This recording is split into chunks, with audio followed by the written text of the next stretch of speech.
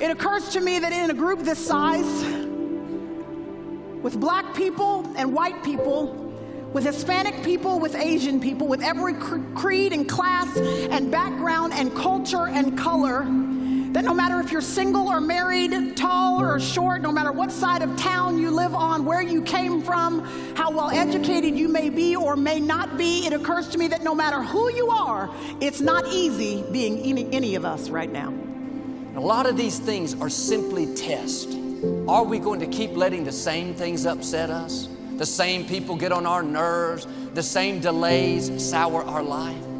My message today is very simple. Stay seated. This is a freeing way to live. When you know that God is in control, that nothing can happen without His permission, and that He is directing your steps, takes the pressure off. Paul says, if you want any chance of standing firm against the schemes of the enemy, you must first make a decision to be a man or a woman committed to the truth of God. Can I just tell you that I am so glad you are in church this morning and that you are at the West Campus or you're in the overflow here on this campus. I'm so glad you are in church on Sunday. I pray that you are a regular part of the family of God, that you are planted in the house of God, that you don't just dip in when it's convenient and then dip out when you don't feel like it, but that you are really here fully and completely devoted. I pray that you are, but just because you're in church does not mean you are girded in truth. I hope you're in Bible study regularly, y'all, but just because you are studying the Bible, listen, you can study it, know it, applaud it till you are blue in the face, but that does not mean you have made a commitment to it, that you have pledged your allegiance to the truth of our great God, which means you may not always be politically correct, but you're okay because you've decided, like Joshua, as for me and my house, what we're going to do is serve the Lord. That's what we're going to do. There are a lot of things in life that we can't change. We can't make people do what's right. We can't make ourselves get well necessarily. We can't make a dream come to pass, but we can change our approach.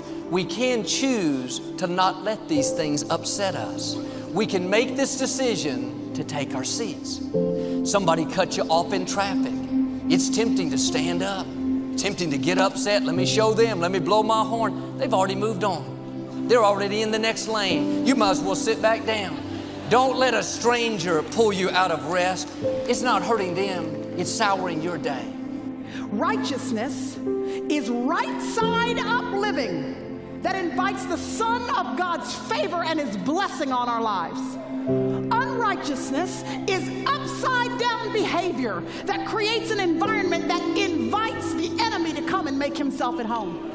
To where you don't have to ask the enemy to come. You just choose not to live in alignment with the Word of God. And you have just created an environment that has invited Him and encourages Him to flourish in your life.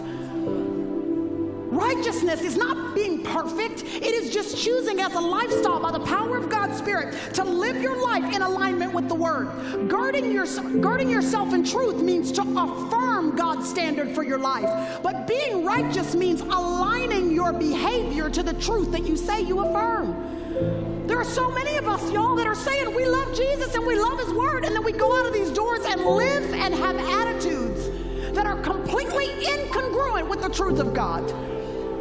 And so we wonder why we're praying against the enemy. We're in our war rooms praying against the enemy. But then we walk out of our war rooms and live a raggedy lifestyle and wonder why the enemy is running rampant through our lives. So if you're finding the fingerprints of the enemy in your marriage or in your own heart and mind, if you're seeing jealousy and division and divisiveness in your organizations or in your school, if you're finding that you can see the enemy's handiwork around you, ask myself, is my burnt boat turned upside down in any way that I need to realign my behavior with the truth of God so that I can invite His favor upon my life? Those enemies you're concerned about, those obstacles, they're not going to stop you. They're going to become a footstool. And instead of laboring to try to fix everything, I'm asking you to labor to enter this rest. You weren't created to carry the heavy burdens. There is a seat of rest that has your name on it. You may have been standing for a long time, but God is saying, take your seat. Live from a place of rest. Work hard, do your best, but on the inside, stay in peace. If you'll do this, I believe and declare you're not only going to enjoy life more, but God's going to bring dreams to pass, Problems are about to turn around. Health, wholeness, favor, victory, the fullness of your destiny.